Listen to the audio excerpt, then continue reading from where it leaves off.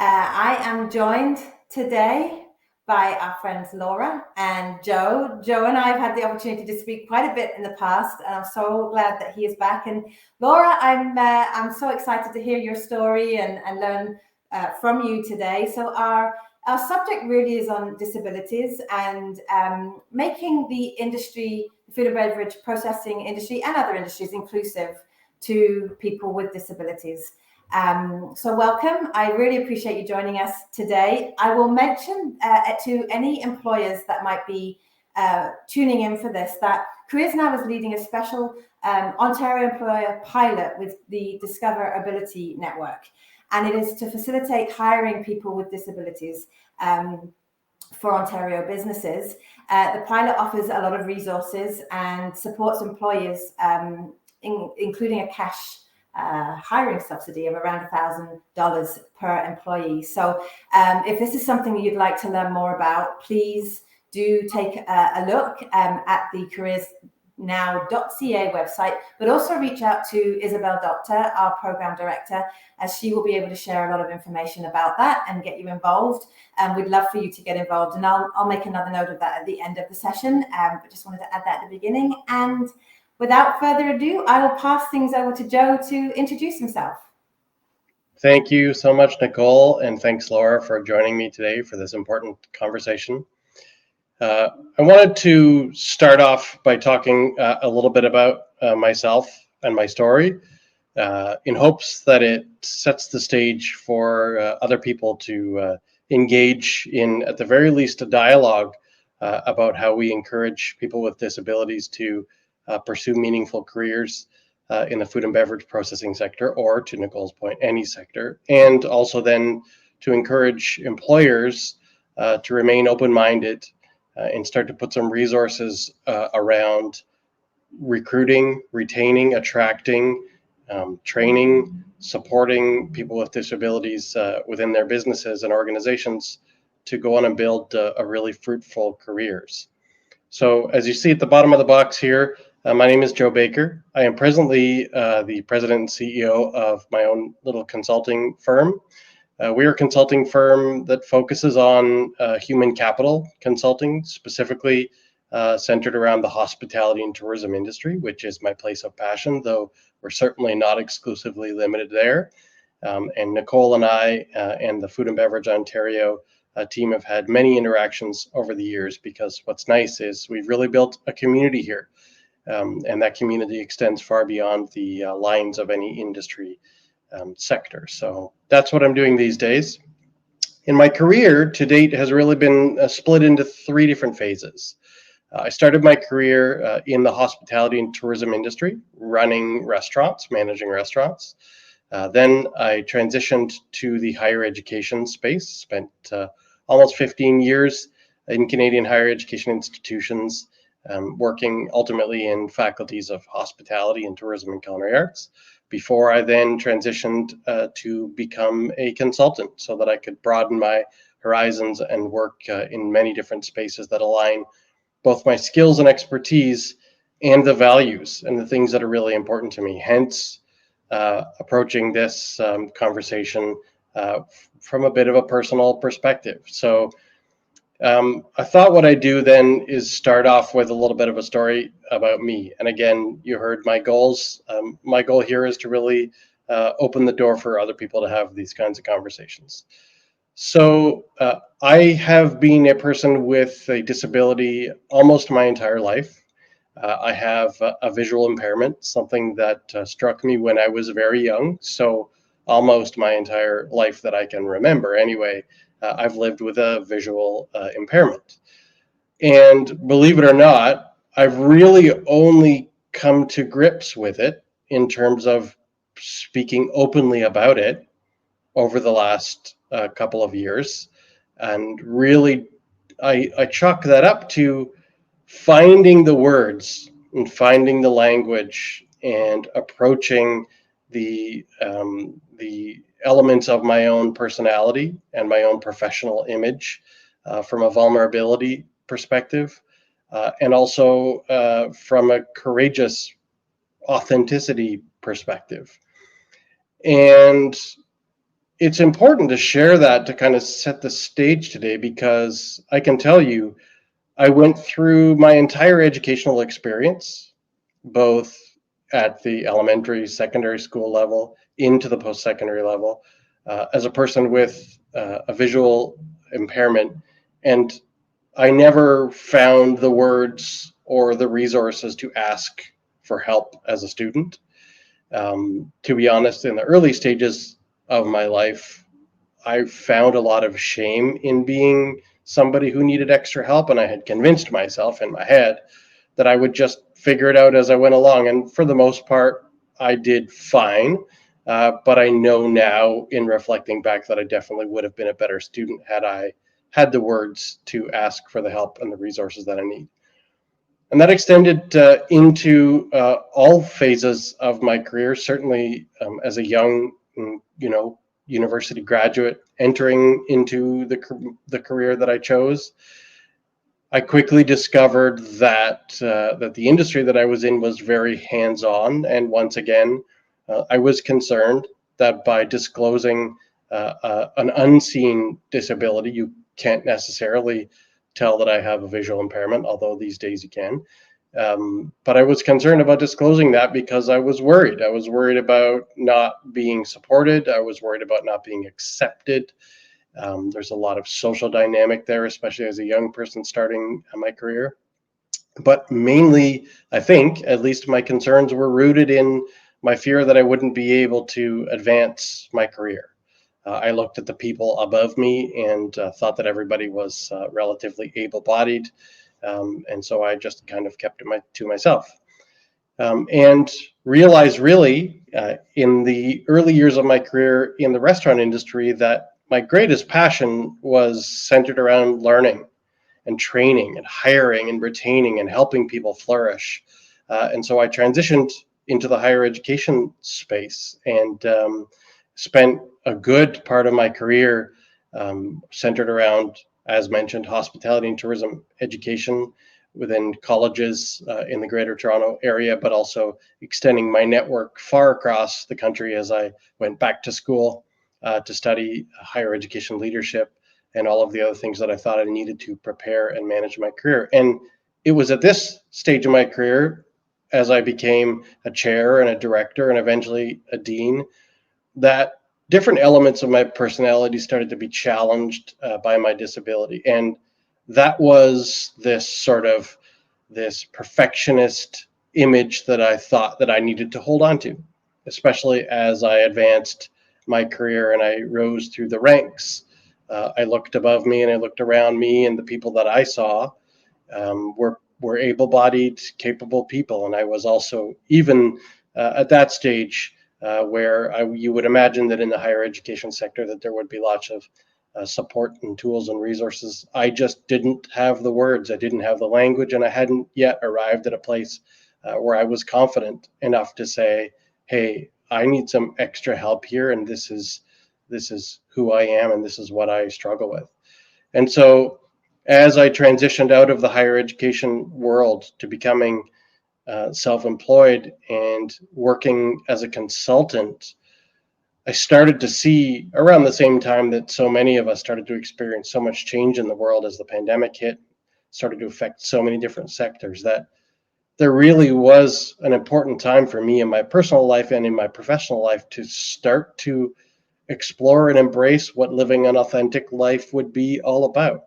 And if I was going to be a successful consultant, helping small businesses, helping individuals, helping large organizations, some with provincially wide mandates, some with federal mandates, national programs, international engagements, I thought that if I was going to be an authentic version of myself, that I would need to embrace the things that challenge me. And I have been very fortunate to have supportive people around me in my personal life.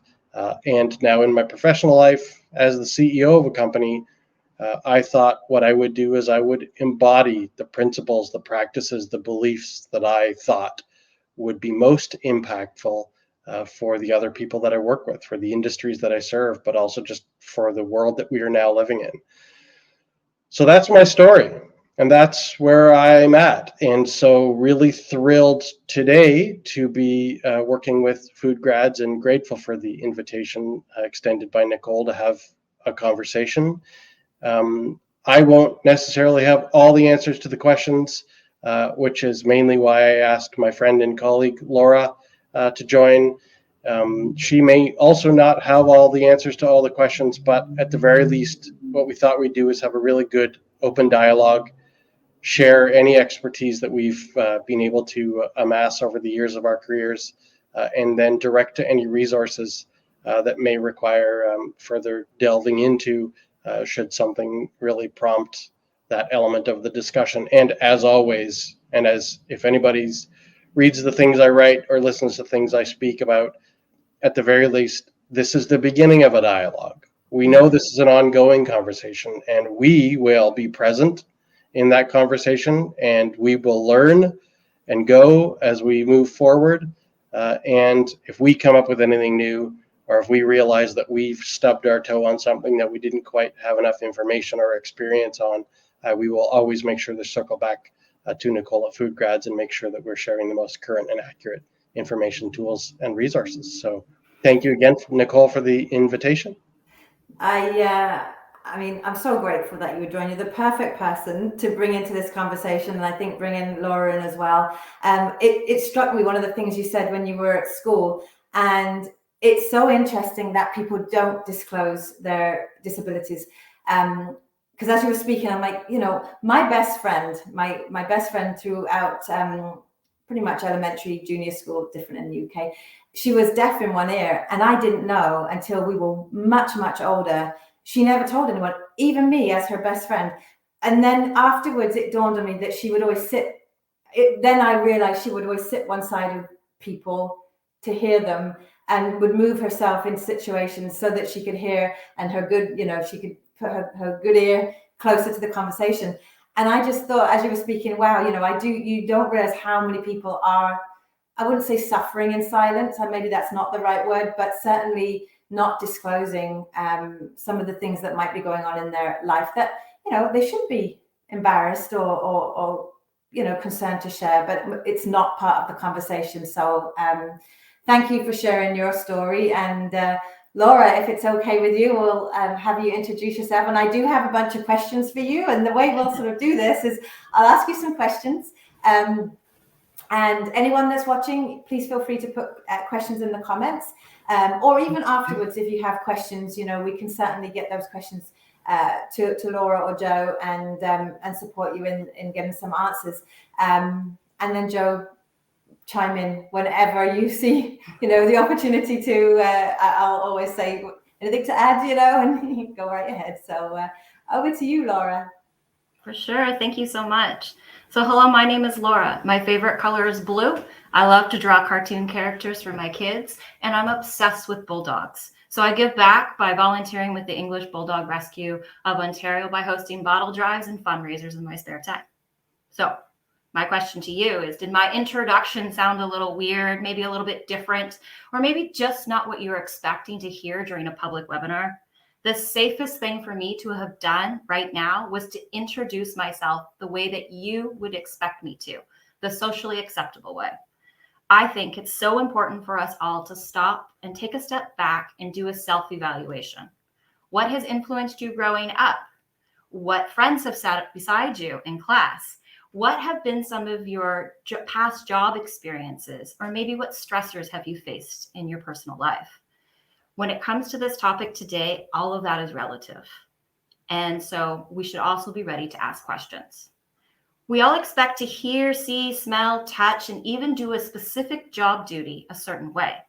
So why is that it's not acceptable for me to do something a little bit different, but have the same result, which is to introduce myself?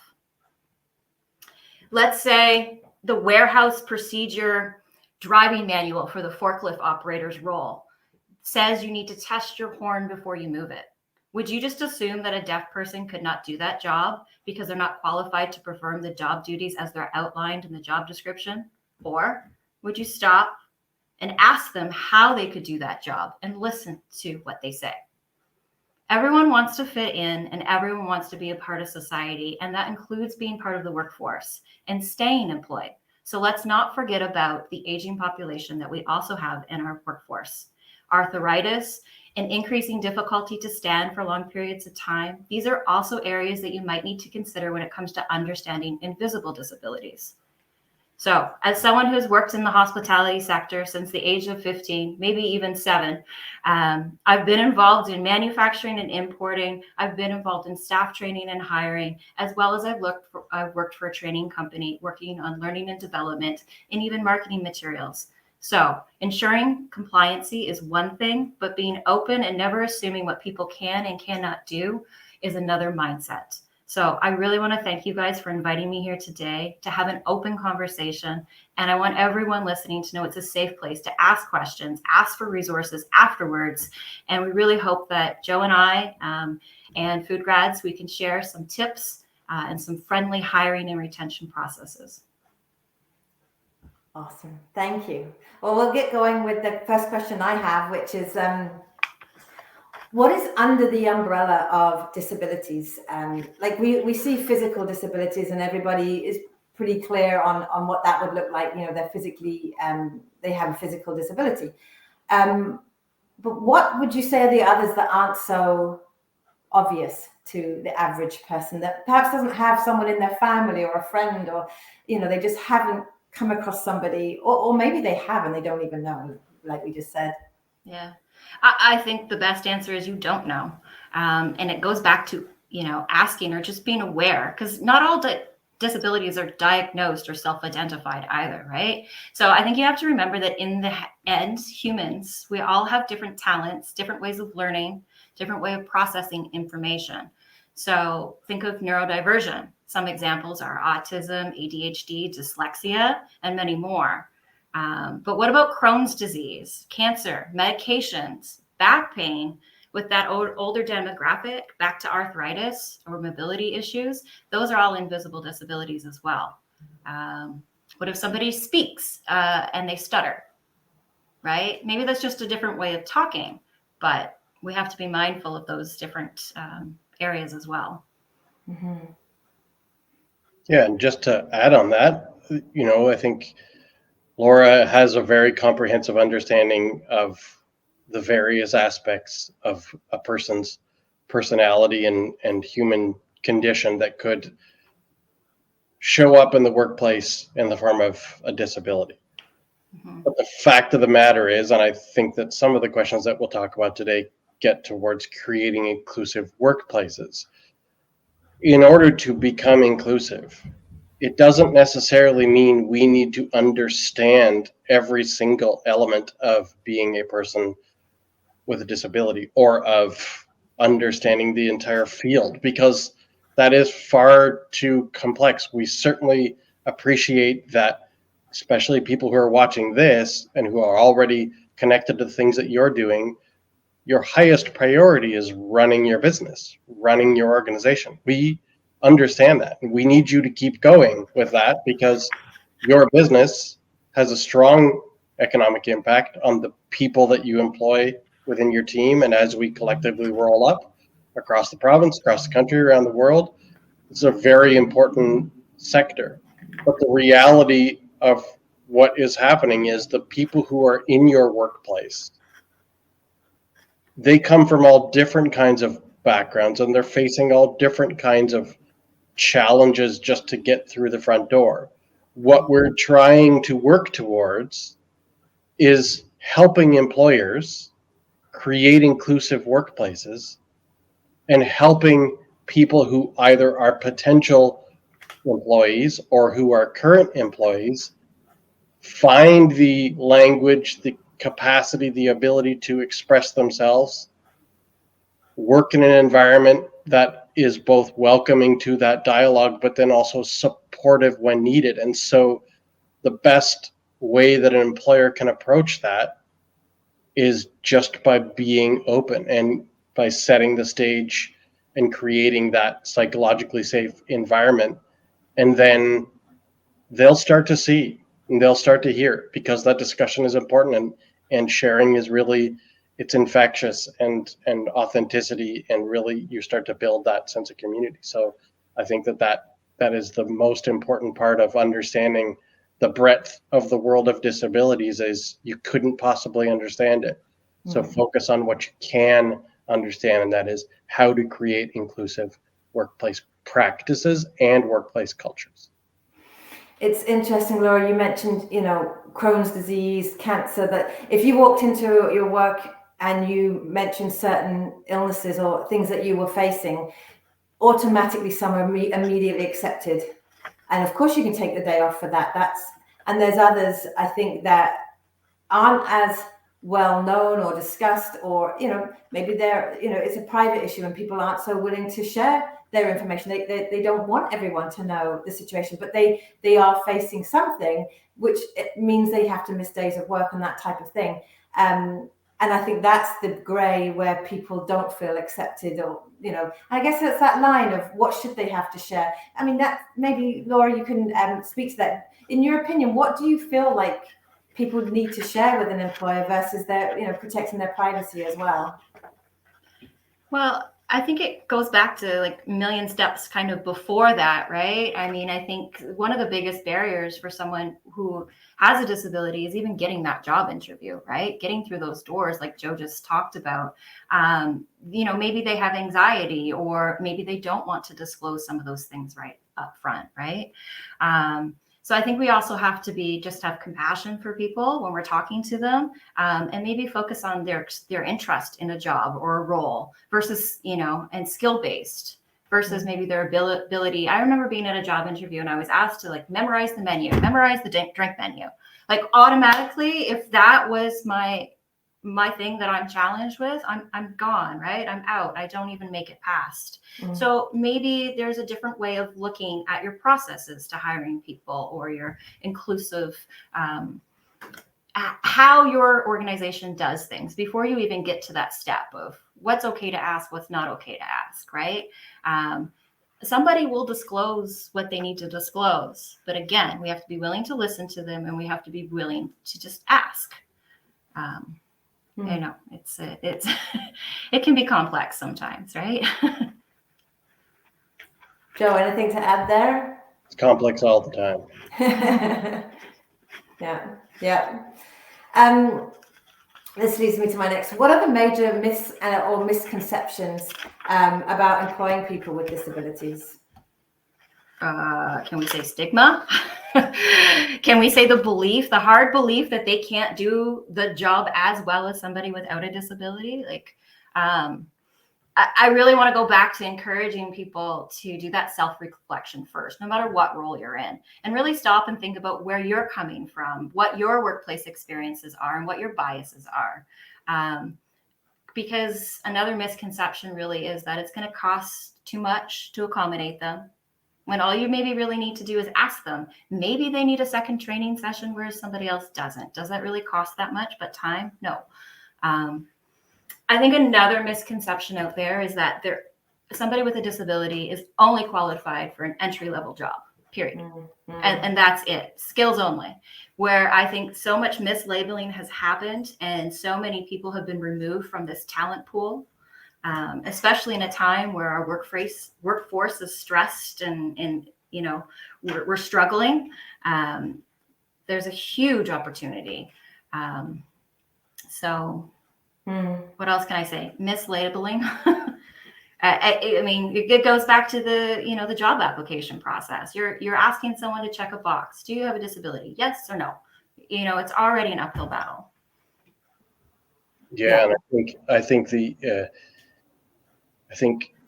the misconception that disabilities can be seen versus the reality that some disabilities can be seen, but many can't be seen.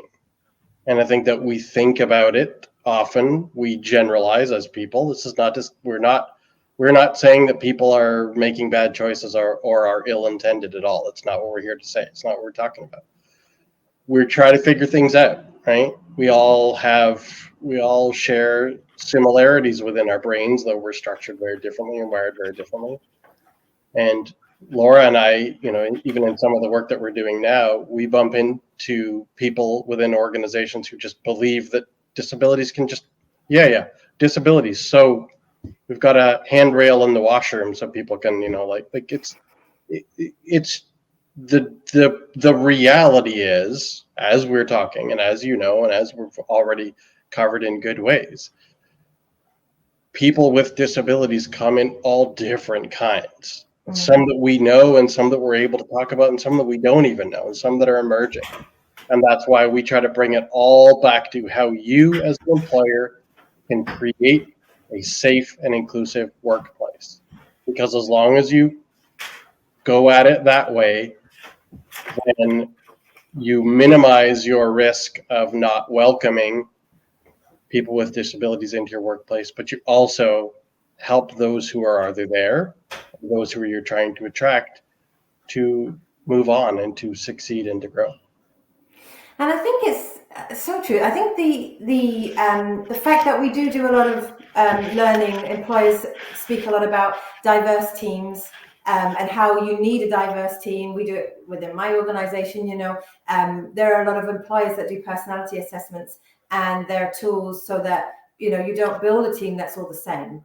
And it's not to say, if the manager has weaknesses, no one's perfect. Even if they're more senior, they're still going to have areas of opportunity. So if you bring in somebody else on the team that can be the yin to their yang, so to speak, and bring in the strengths that they might not have. And I think this conversation could really play well there. That why would you want cookie cutter, the same teams? Like, there is an opportunity to really think outside the box, wouldn't you say? Yeah, can I add some comments on the diversity kind of discussion there? I think it's relevant. I know that those were some of the things we wanted to talk about today. So we hear a lot these days, thank goodness, about diversity, equity, and inclusion. In some cases, the words are intermixed or used in different order. You hear about DEI or EDI or ID. I lost track of the letters. But I think that it's an important part of the learning journey, and this is the way that I've come to understand it from the people that I've learned from and from the resources that I use. And again, positioning this not as I'm an expert, other than the fact that I'm spending lots of time learning about this, and I'm happy to share the place that I've arrived. And this is some early wisdom in my own learning journey. Asterisk, this may change later on, but this is just the perspective I have right now. True diversity is the outcome of some really meaningful, important work. So let's just take diversity for a second, and let's slide it towards the end of that continuum. When we talk about creating equitable workplaces, so the equity part of that, equity is about becoming aware and then reducing and even ideally removing barriers so that you create equitable processes, equitable practices. Lora talked a little bit about that. When was the last time you thought about what's written in your job description? Does your job posting say, if none of this format makes sense to you, let us know how you need to be accommodated so that we can have a conversation with you and learn about you as we move you into our workplace.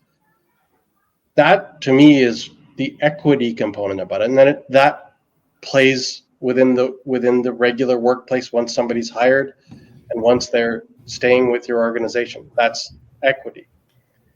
Inclusion to me is the action, and it's the action of creating a sense of belonging, creating a community. So when you start with equitable practices and you create inclusive environments, the end result is diversity.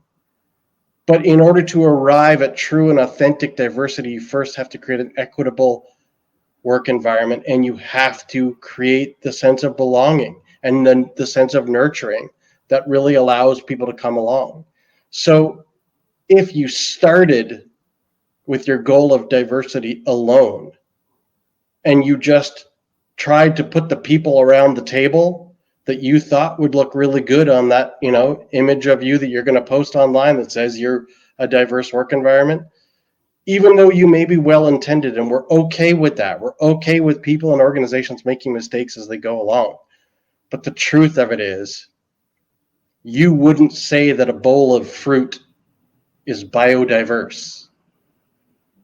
Biodiversity is a whole ecosystem that involves nurturing and that involves limiting intrusions, and that really creates diversity. And I think that that is an important part of us understanding. Diversity to me, as far as I've come to learn about it, is something that happens as you create equitable practices and processes and inclusive workplace practices and workplace cultures. And that may sound a little academic and it may sound a little philosophical, but I think the point is embracing this world of awareness and this world of knowledge helps us become better people, better contributors to community, better contributors in a work environment. We still want productivity. We still understand that we live and we work in a commercial environment. This is about being a productive workplace. This is about achieving revenue targets. This is about achieving growth targets. We do not want to move away from that. But that is better achieved through real and genuine diversity, which is created through inclusive workplace cultures and built from equitable practices. I think that's so well explained. It can't just be a line at the bottom of a job description or written, on a wall in the reception. It's like the culture thing. You can't just say it. You gotta do it. That's Lora. Did you want to add anything there? I can add something really simple, not to contradict or anything like that, but diversity and inclusion it could be as simple as, looking at your practices for, let's say, the food or bottling line, and you have workstations. Maybe a practice to put into place now that's inclusive for all is to have your number on a letter and a color, or maybe a shape or an image, a picture, so you're not relying on one identifying factor for that station. It's not just line 1, line 2. It's line 1 that is green, or it has a picture of a star. So you're providing multiple different things that can be integrated in preparation for the need to be inclusive. And who exactly would that help? I'm just curious. You obviously have something in mind. Well, let's go back to neurodiversion. Maybe somebody has a hard time, or can't count past 3 or can't past 10, or just needs a visual clue. Maybe someone's colorblind and they also need that letter or the number, right? So it's just thinking about it, to have maybe 2 or 3 different identifying factors for something that simple. That's so important. Great example. And I think that that's all about making processes equitable. Other people can see and touch and interact with your systems and structures and processes in ways that aren't just designed for able-bodied people. Mm-hmm. Mm-hmm. We do have a question here. I obviously have more questions to ask, but Jason asked, is there a service out there that can assist employers with people with disabilities integration into the job? So once they actually hire them, I guess that's what he means, are there supports to help them retain that person? Yeah, there's a number of employment companies in Ontario. There's one that I've worked with before, Orbital Learning, and I can share that with you afterwards, Nicole. And they work on training the employer, and from everything from friendly hiring practices and retention to actually the onboarding side of things. And they have virtual learning programs that you can enroll your management team in. So those exist 100%. And we can share that with you maybe afterwards. Yeah, absolutely. What are some of the benefits to hiring people with disabilities? I got a whole list here. They work safer. They're more productive. They have better attendance. They're loyal. They're dedicated. They're resilient. They're determined. They're kind. They're personable. They're good listeners. They're great team members. Problem solving. They've lived their whole life having to solve problems. And they're excited. They're excited to be involved and part of something. I probably could go on, but just remember that a job gives someone independence. And that provides a sense of belonging, no matter who you are, right? And that community and that sense of pride, I think, is so important. Lora is so practical. I always get stuck in the clouds. I'm philosophical. You know, the yin to her yang. if anything, if I have discovered anything to be true with the groups of people that I've had the privilege of working with and the people that I'm a part of a community with, if there's anything common amongst humanity, it's that we all have driving needs to be seen and to be heard. And when you are truly seen for who you are, and when you're truly heard for who you are, and that is abilities notwithstanding, being seen isn't about visually being seen, it's really about being understood, and being heard isn't about being audibly heard, it's being accepted. That place, when you arrive at that place, I would argue that all of those things that Lora just listed and more are the result. Highly engaged people produce highly engaged work. If you want to get discretionary energy from your teams, make them feel included, make them feel welcome, make them feel safe. That's when we give our best. And I know especially in the world of, food and beverage manufacturing and processing, there is a certain element of creativity that is required. That doesn't mean that everybody's going to go off the edges and start to do things their own way, but there's a creative way that we can interact. There's a creative way that we can build, that we can design, that we can improve that state of constant improvement. Creativity only ever comes from a place of psychological safety. Think about it in your personal life and in your professional life. When do you feel inspired to create? When fear goes away, when anxiety goes away. I'm not saying that some creativity can't be nurtured and produced in very dire circumstances, but even then, it's when you have those moments of that feeling of safety, then you can speak up and you can provide feedback and you can put a little extra effort in there. And I think that that's a really important part of this discussion. We are trying to create psychologically safe and physically safe environments. We understand physical safety quite well, especially in this industry. Think about the control processes that are in place. All those people who work in quality assurance and ISOs and HACCP and WMIS and all that, really, really important to get physical, chemical safety. We understand that. How many of us really understand how to create psychologically safe work environments? It's okay not to. It certainly wasn't a course that I ever, went through in my world of education until I specifically went out and found it. And I think that that's the balance that we're trying to get into here. We're trying to create inclusive environments, productive environments, so you as your business and your organization can succeed and thrive. The more you bring your people along with you, the higher amount of productivity and sustainability you're going to be able to achieve. So true and inspiring. One thing I was just thinking of, we all age. Thankfully, we do. Surprise, surprise. And I think something you just hit the nail on the head is that when you've created this kind of culture and environment, you actually allow people to change. Because we've talked a lot about hiring people with disabilities into the organization, but you're going to be faced with situations where you're going to have somebody that's worked for the company 5-10 years even. If you don't have an environment where they feel safe, something could change in their own personal life, their health, anything.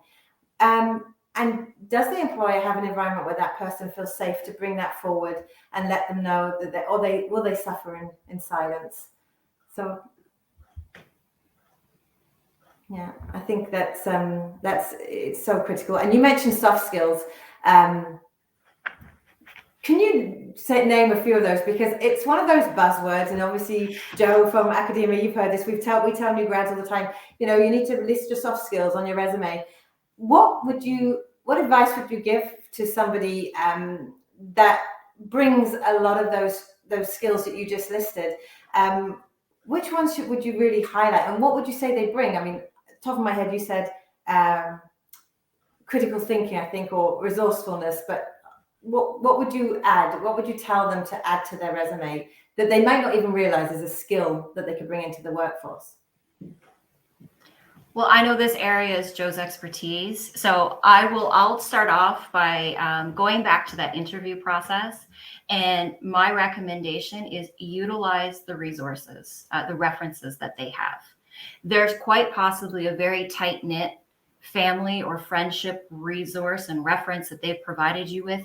Call them, utilize them, and you'll pull out a lot that you can during that interview process, as well as maybe doing a longer onboarding with them or training sessions, stuff like that. But I know this is definitely Joe's area, so I'll throw the soft skill definitions over to him. Thank you so much, Laura. Yeah, I think in the world that we're living in now, we used to talk about hard skills and soft skills, and I think that is a little bit, doesn't do justice to the breadth of the skill set. And I think that what we're starting to see now are the technical skills and these social and emotional skills. And the technical skills usually are the ones that we used to attribute to that kind of that terminology of hard skills. Technical skills are about processes and systems and structures and following and consistency and all of the things that would be required for you to succeed in any job. There's a certain element of technical skill development. And there's the emerging field, although it's been around forever, the social and emotional skills. And the social and emotional skills include things like communication and teamwork. Okay, we can wrap our heads around those. How about self-awareness? How about self-regard? How about confidence? And my favorite skill of all, you know, as it relates to our own development and our own success and our own evolution, is the skill of empathy and putting yourself in somebody else's shoes and understanding and seeing things and hearing things through their perspective. And I think the interesting thing about the way that you asked that question, which is brilliant and no surprise to me, is those are skills that are required for people to succeed in their jobs and in their careers.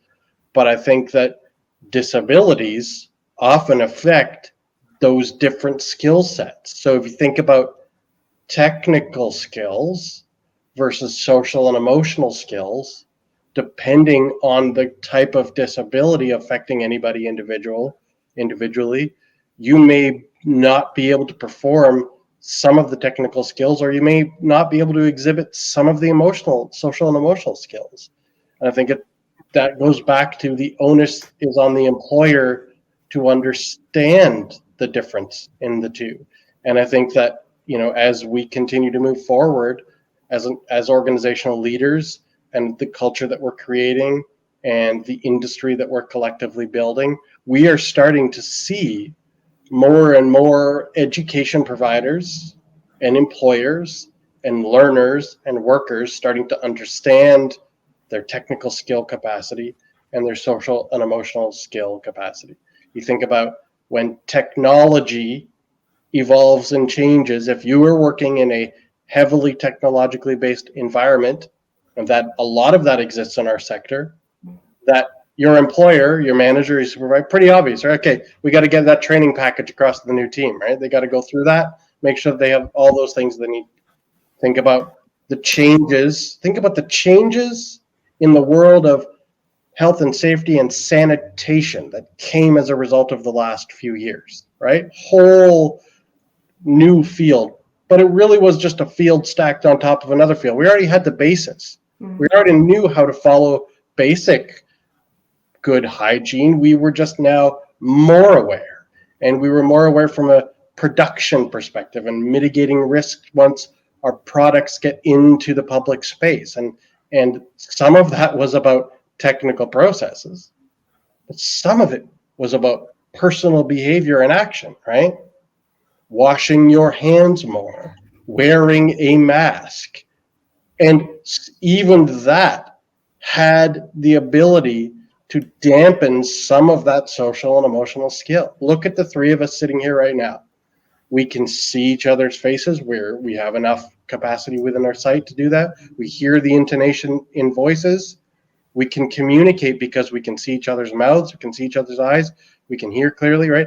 A lot of that changed as a result of the last couple of years. I think it was really cool because it helped able-bodied and able-minded people maybe get a little glimpse into what it's like to struggle with some part of the things that Lora said at the beginning. Sight, sound, touch, smell, taste. Not everybody has those. And not everybody has different combinations of those. So some of that really came into play now. And I think it really, imagine being somebody who needed to read lips over the last few years. And I know some people personally struggled and they had to constantly ask, pull your mask down, pull your mask. That started to become a really, what is this? What does this mean? It means I'm trying to read your lips. Please pull your mask down. Oh, well, I'm trying to stay safe. And you just see that, right? And that's the world, the split world of technical skills and social and emotional skills. And I would just say, as with all aspects of the discussion of people with disabilities and for people who don't, this is universal. The number one advocate in your life for you is you. You have to the best of your ability. And when you don't have the ability, develop the relationships with people around you who have the ability to advocate on your behalf. And as we move forward in our lives and as we move forward in our careers, we all need to develop our technical skills and we need to develop our social and emotional skills. And so if you are the advocate for you and you have the capacity and the time to tune into this, you also have the capacity and time to learn a little bit about yourself. What are my technical skills? What are my social and emotional skills? What the heck is emotional intelligence? And what does that have any impact on any aspect of my life? Learn about yourself, learn about your developments, learn about your blind spots, compensate where you can. If you can't yourself because of your abilities, put people around you who can so that you can really move forward and live your best life. That's so well explained. And something that reminded me, you talked about empathy and understanding through the last couple of years. People got to see how challenging it was for others.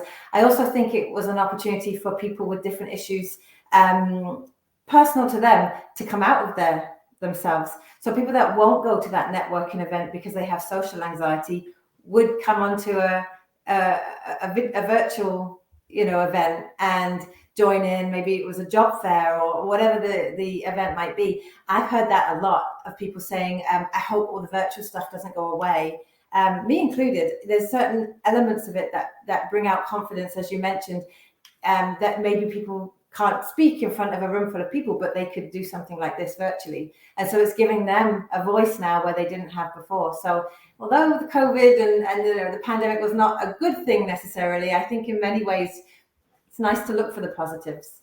Yeah, totally. And just one more comment that I think just, speaks to the things that we talked about. I think there's a risk here and that we create, good people and bad people, or good employers and bad employers. And I think it's really important as we have these conversations that that's not our goal. That's not what any of the three of us are here to do. We're not here to call anybody out individually or business. And there's this whole concept of something called othering, right?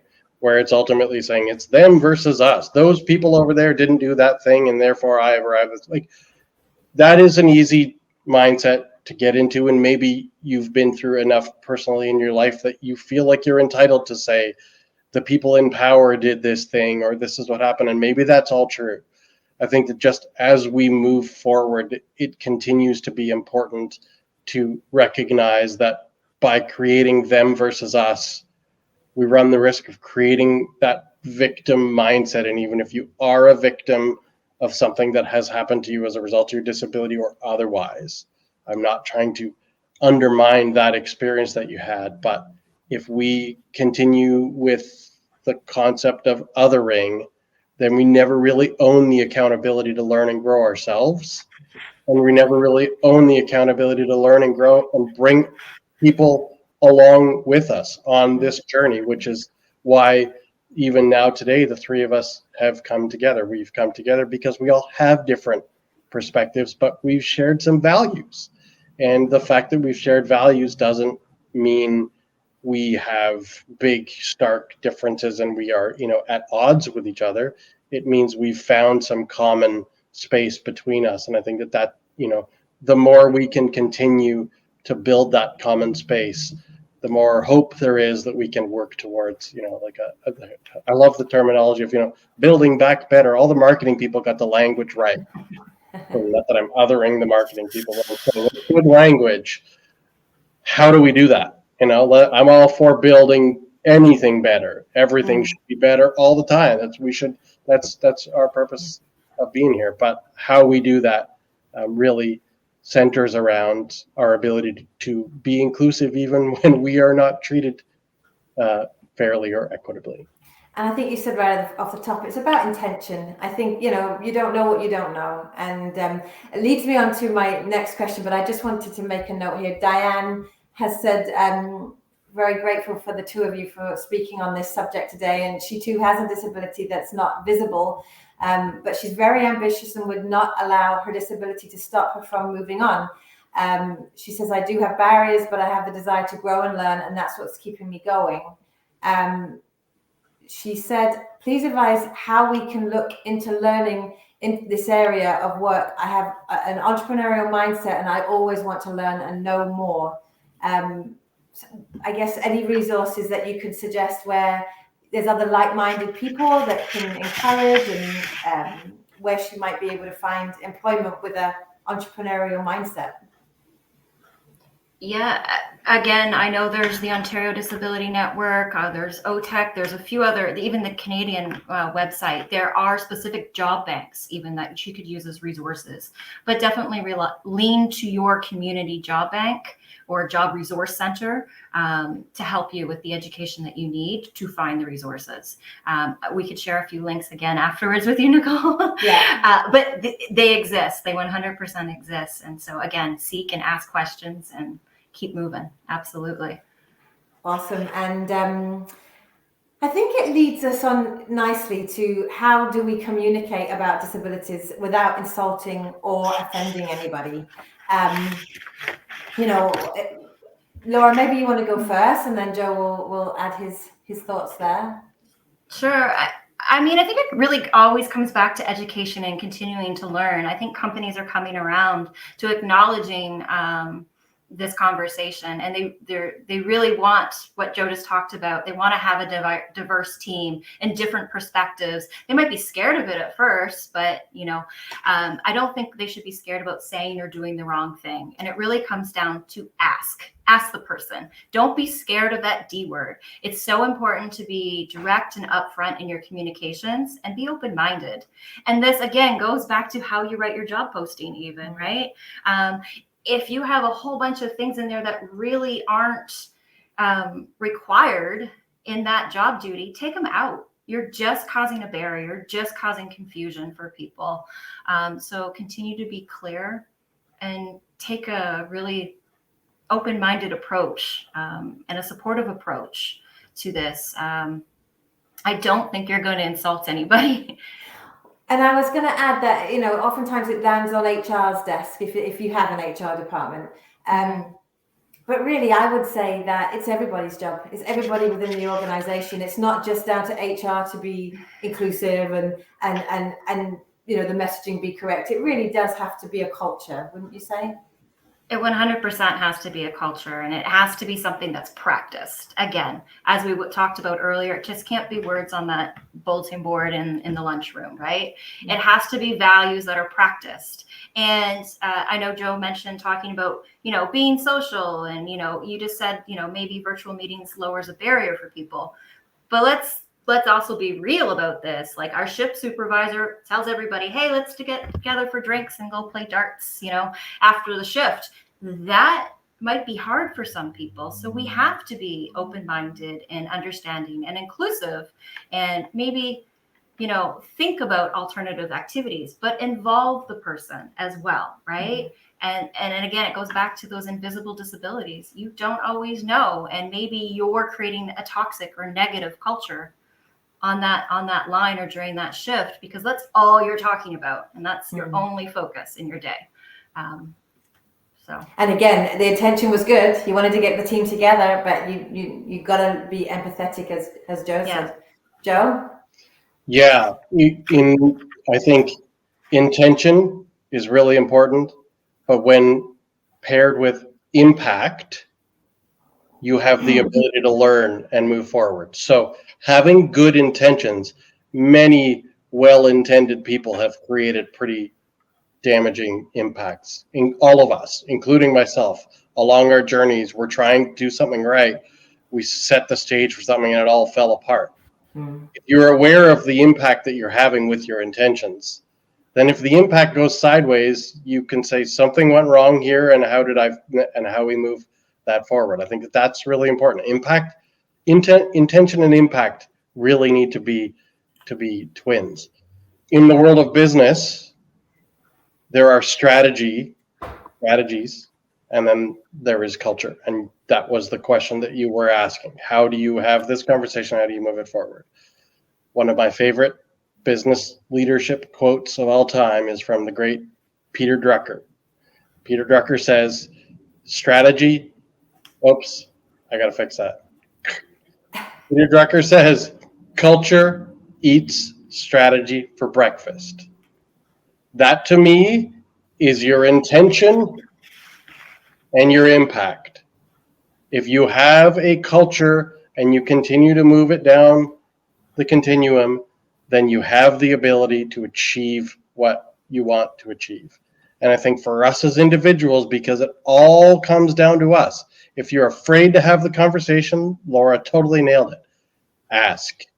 This is the world of vulnerability, which is a very uncomfortable place for many of us to be, myself included. When you can be vulnerable, you create the safe space for others to also share. So if you are standing up and you have a team of 3 or 4 people and you're having this meeting, or maybe you can't stand up, sitting down, maybe it's at a table, maybe it's in a digital environment. If you are saying, I really want to make sure that this is an inclusive workplace, and I really want to make sure that if there is something that you are struggling with, a challenge, whether it's a disability, whether it's something seen or unseen, or whether it's anything affecting your life, please feel free to share it with me. You can share openly or you can share privately. I'll take that information, and to the best of my ability, I will support you so that you can continue to succeed in your workplace. That conversation 9 times out of 10 is going to score exactly where you want in terms of helping other people come along and have that conversation. And I think that vulnerability sometimes gets a bad rap. Vulnerability isn't just about expressing your emotions and falling apart all over the place and all the time, although that might be the world that you're living in. Vulnerability is about making yourself human and about saying, I struggle with things too. My life is completely different from yours, but you know what? I struggle with things. Sometimes I overthink. Sometimes I overwork. Sometimes I mess my work-life balance up. Sometimes I have to leave and go take care of my kids. I don't have kids. Sometimes I have to leave and go feed my goldfish. You know, the more we can share about ourselves as a person, the more we give others the ability to share themselves. And I always say, vulnerability is a gateway to courage, because perfectionism, which is something that I personally struggled with for a really long time, perfectionism prevents you from sharing anything about yourself other than what you want other people to see. And for me, that was a ticking time bomb and a tightrope that eventually I couldn't walk on anymore. I needed to say, this is really who I am. And these are the ways that you can help me, and these are the ways that I need help. Some people received that information remarkably well. Some people didn't receive that information well at all. And it was incumbent upon me to continue to move myself forward with as much of that capacity as I possibly can. So lots of people are uncomfortable having these conversations. And there are all kinds of ways you can screw up anything related to diversity, equity, and inclusion, because people are complex and these topics are complex. Continue to have the conversations, have good intentions, evaluate the impact that you're having with your discussions, and adjust. I think it is a learning. It's an ego thing a lot of the time. As you're talking, a lot of people just don't feel comfortable because they've got this ego where if I mustn't, don't admit your mistakes, people will use it against you.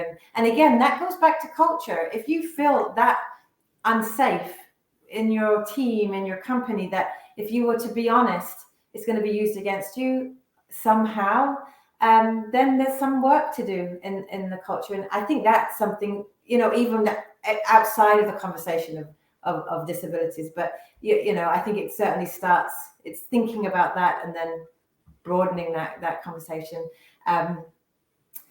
The last question I'll ask, and I know we're over the hour, but if you wouldn't mind, I wanted to ask just one thing. What words and phrases could employers include on a job description that would instantly support people with a disability? They would instantly say, this, I could apply to this. These people have thought about someone like me. Whole sentences. Oh, wow. I'm not sure if there just is one sentence that you could put. I mean, there's the standard line that to be compliant that you should have. Yeah, that everybody has. But yes, but go back to your values and be vulnerable, right? Put on there that, you're willing to maybe do job coaching or mentorship or, open yourself up a little bit more. I don't think there's one sentence that you could put. You're open to accommodating whatever they need, talk about it. Maybe it's as simple as saying, you don't have to come in here to do the interview. There's alternative ways we could do this interview, or don't use the word interview, use the words, meet and greet. You just lower the barrier and simplify maybe even some of the language you're using. Got it. Yeah, 2 words, rethink everything. Why are you posting a job in the first place? Why do you expect people to submit a CV? What era are we living in? Why is an interview about 2 or 3 people huddled around a table intimidating somebody else into trying to get their best skills?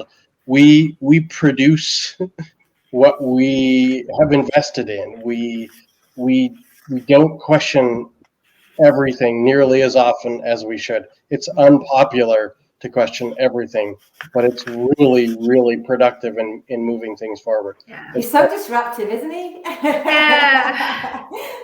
I mean, the best way. Replace the interview with an informal meeting just like this. I mean, you're going to get to know the person, their interests, their passions. Would they be a good fit for the company? I think KPIs are gone. Like, there's a whole different way of looking at KPIs, right? Like, it's not so much, can you label this many bottles in this many minutes? No, I can do it in an hour. So what's the difference? I'm still got the end goal of the job, right? Yep. So let's, Never be afraid to be a shift disturber. Yeah. Well, especially in this climate, companies are struggling to hire hospitality, food service, food and beverage, manufacturing. Every single sector is struggling. So if now is not the time to, like you say, think outside the box and be disruptive and do things differently, I don't know what is. Yeah, the question that I like to ask people, which can be irritating, is, how is that working for you? Yeah. So, we can't find the solution to every problem is a job fair. How's that working? Nobody's going. Okay, why? Not to say that all job fairs are bad. Full disclaimer. Some job fairs are great. I'm just saying. I posted this job and no one applied. Oh, so that must be working for you. Gee, I wonder if there are any other ways you could possibly find people. And I get stuck in language a lot, but I like it. Well, we're trying to recruit people. The word recruitment came from the military era when we needed to recruit people to arms. How about, what am I doing within my workplace that attracts talent? Ooh, what do I have here to offer people who are coming to work? to oversimplify the pursuit of work as people finding a means to pay for their lives is not doing this any service. I think that we show up every day to try to do our best because we want to find meaning, we want to find purpose, we want to feel like we're making a contribution, an impact, whether that's our first job or our last job. I don't think it's as basic as we're trying to find an economic means to move our lives forward. People bring their whole selves to life. They bring their whole selves to the workplace. Rethink everything. We need people to feel purpose in life, and that causes them to be happy. And then it solves all sorts of problems if people are happy most days and feel fulfilled and they're filling their buckets, and feeling like they're contributing, And we know we need productivity. All the business people like, oh, this guy again with it. No, we get it. We know. We need very robust economic conditions so everybody can succeed. Yes, we get it. As Lora said, being an approachable, inclusive employer is good for business. Amen. We could keep talking. I could do another hour because I've still got questions, but we will stop there just to be conscious of your time. I'm so grateful that you took the time today to chat with me, and to our audience that joined us today and whoever's viewing it in other different ways. Please do visit the careersnow.ca website. As I mentioned at the top, there is an opportunity for Ontario employers to receive a subsidy if they wish to hire people with disabilities, which we very much encourage you do. Hopefully some tips today will help you do that, and we absolutely can provide more support if you need it, if you have something specific in mind that you wish to discuss. I know these wonderful people won't mind if I bug them again. So thank you so much for joining us. Thank you again, Joe and Lora. Really appreciate you taking the time. Amazing. Thank you. Have a great day, everyone. Thank you for having us, Nicole. Starting the conversation is as important as continuing. It's thank you. And thank you, Lora, for being here. Thank you, guys. Bye for now.